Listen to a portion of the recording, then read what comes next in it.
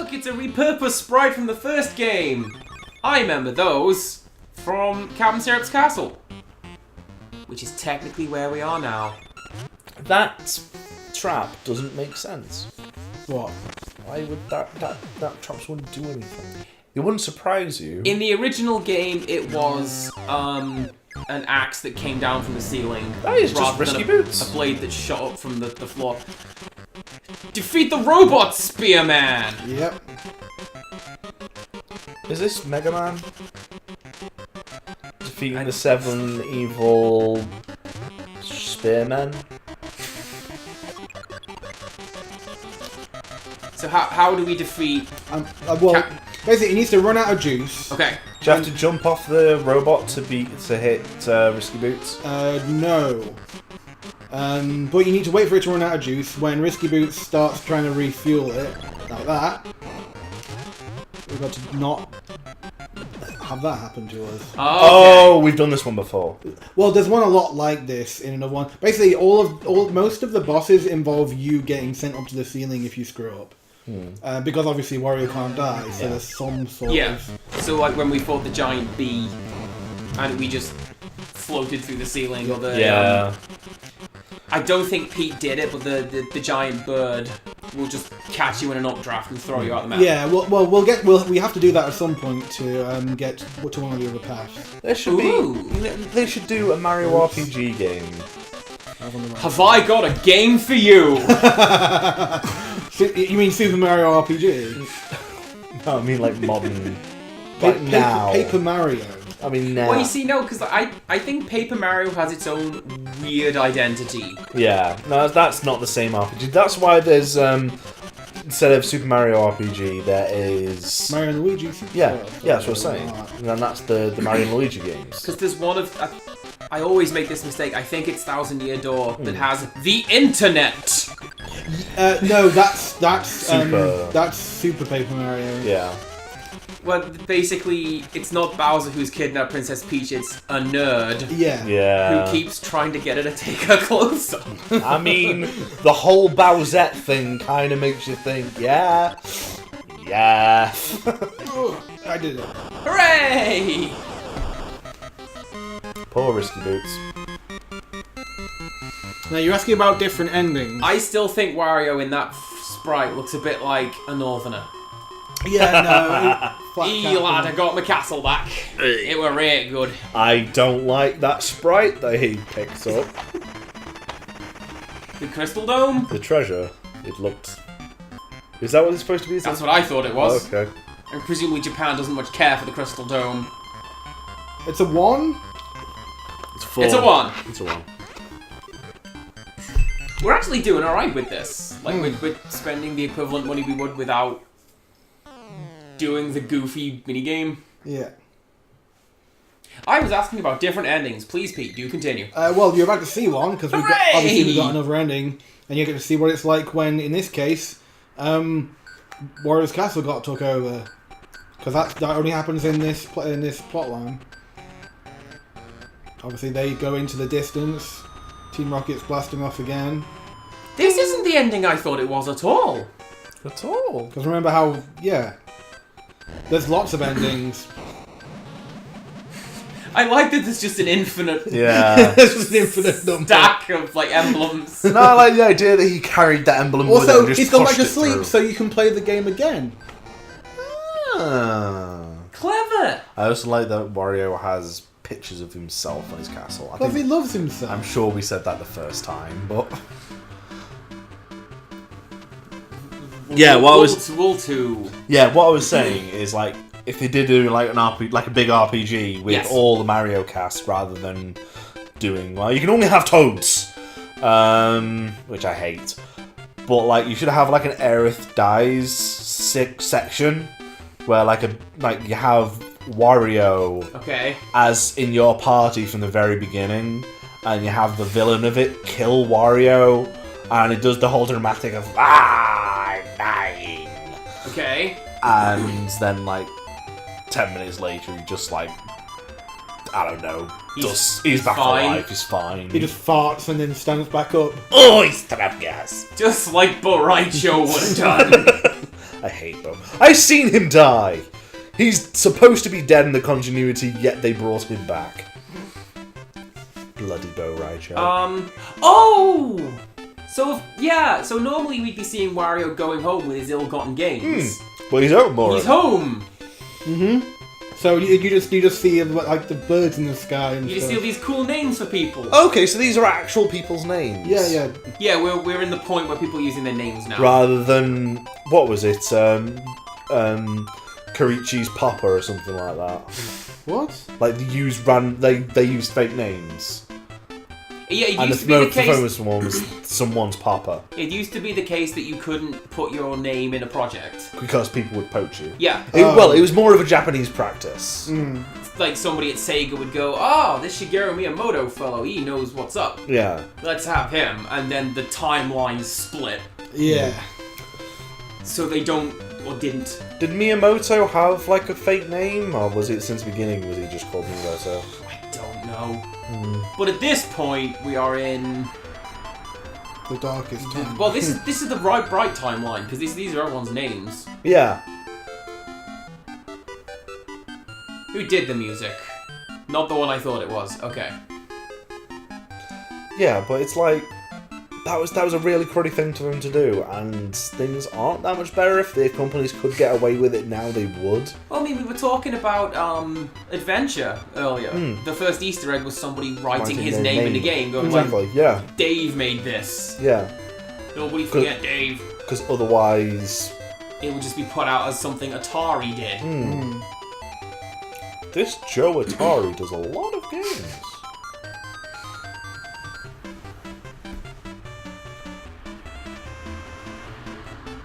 There's not really a great deal we can do about just reading people's names out, is there? No. Why is the sun the Patreon logo?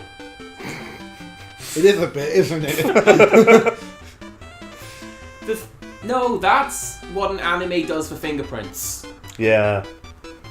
It's a Naruto. Yeah, it's Naruto. That was what I was talking about. Not that's a ramen. That's a ramen. That's a ramen. That's number one. Let's rotate the game. Did I do this last time? Why is there one English name? Jim. It's like the beautiful Wario Land 2 creators and Jim. The entirety of the beautiful cause is on YouTube. I'm so happy I saw it. And that it's every bit as stupid as I imagined. Also, we've got Zeds. Yeah. Because Wario's asleep. Presented by Wario. Aw. That would be... No, you're thinking of WarioWare.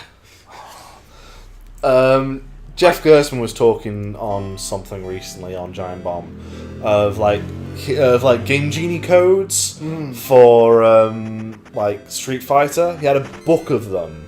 Okay. And then one of the cheats from that was Balrog made the game, and it just changed the Capcom logo to Balrog's name. Okay. And they always used to save one cheat for the Balrog. Oh, do we have to do this again? Can we not? Does it not? No, there's no way to reset it as far as I'm aware. Yeah. Oh, well, okay. It's okay, I'm on it. I just need to...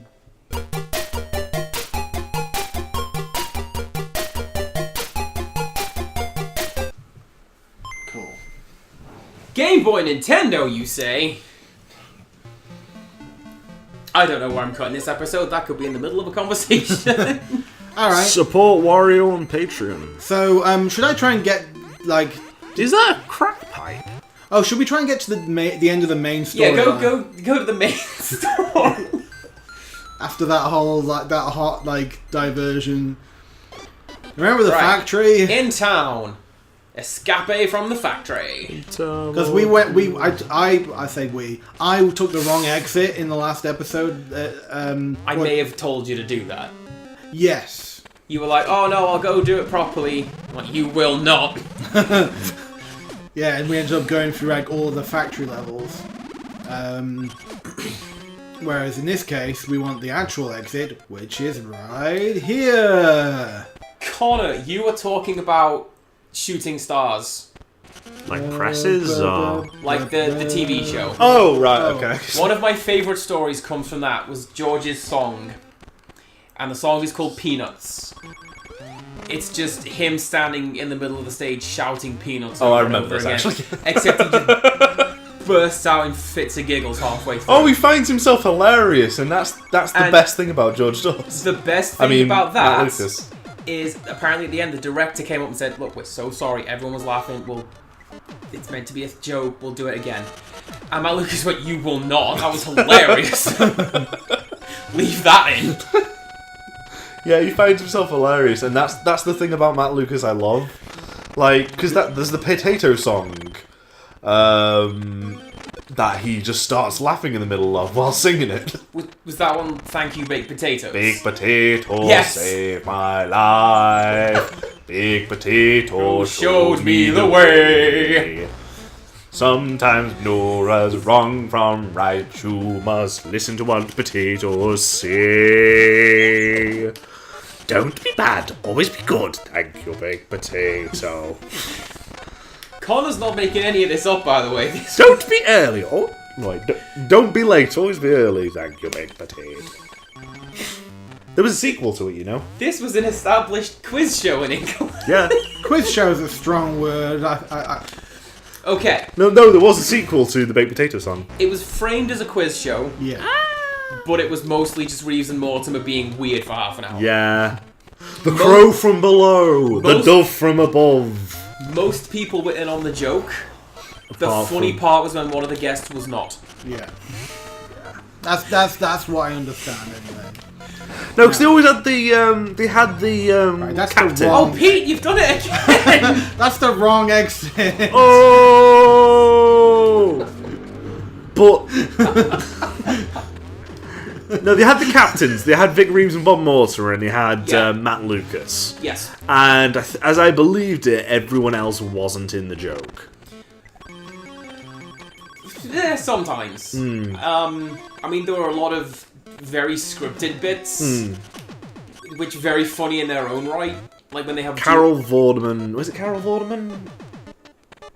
doing what?